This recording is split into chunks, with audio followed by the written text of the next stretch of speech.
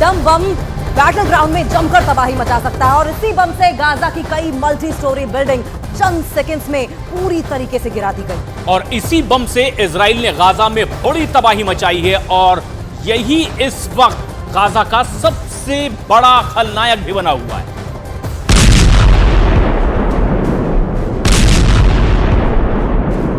जेडैम को लेकर डर इसलिए और ज्यादा बढ़ जाता है क्योंकि अल अहली जैसा हाल अब गाजा के सबसे बड़े अस्पताल अल शिफा का भी हो सकता है।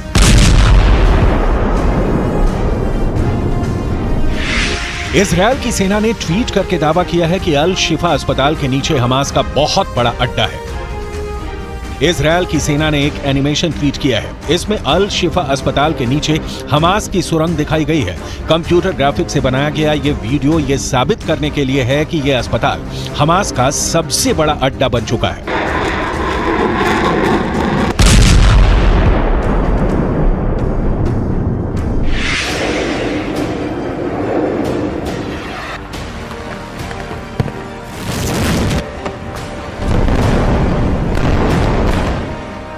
17 अक्टूबर को इजरायल पर बहुत बड़ा इल्जाम लगा था जब गाजा के अल अहली अस्पताल पर एक बम फटा।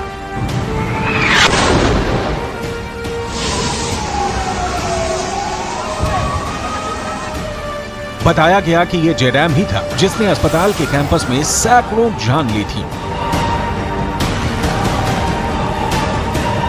ऐसा धमाका, ऐसे शोले कि सब कुछ खत्म हो जाए, ऐसा ब्लास्ट जो अभी तक गाजा के अंदर किसी ने नहीं देखा था। गाजा पर इजरायल के हजारों बम गिरे, लेकिन ऐसा ब्लास्ट पहली बार हुआ।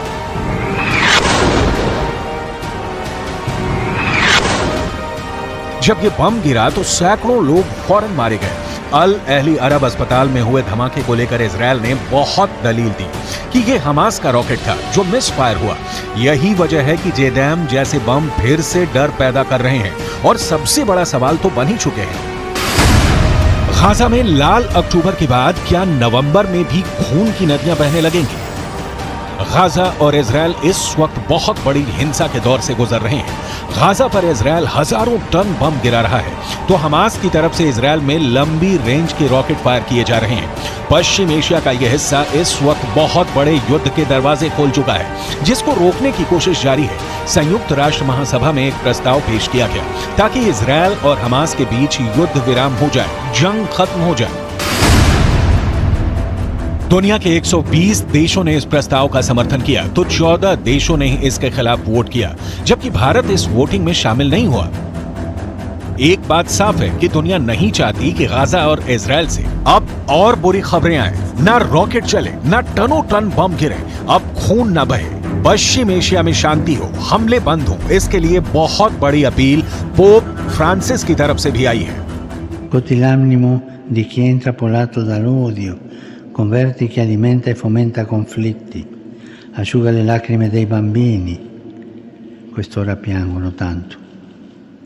Assisti chi è solo e anziano, sostieni i feriti, gli ammalati, proteggi chi ha dovuto lasciare la propria terra e gli affetti più cari, consola gli sfiduciati, ridesta speranza.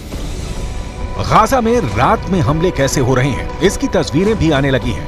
Gaza में इस वक्त ना बिजली है, पानी की किल्लत है, ना फोन है, ना इंटरनेट है। इस वक्त गाजा का संपर्क पूरी तरह दुनिया से कट चुका है। रात भर इजरायल की बमबारी होती है और दिन भर लोग मलबे में जिंदा बचे लोगों को तलाश करते हैं।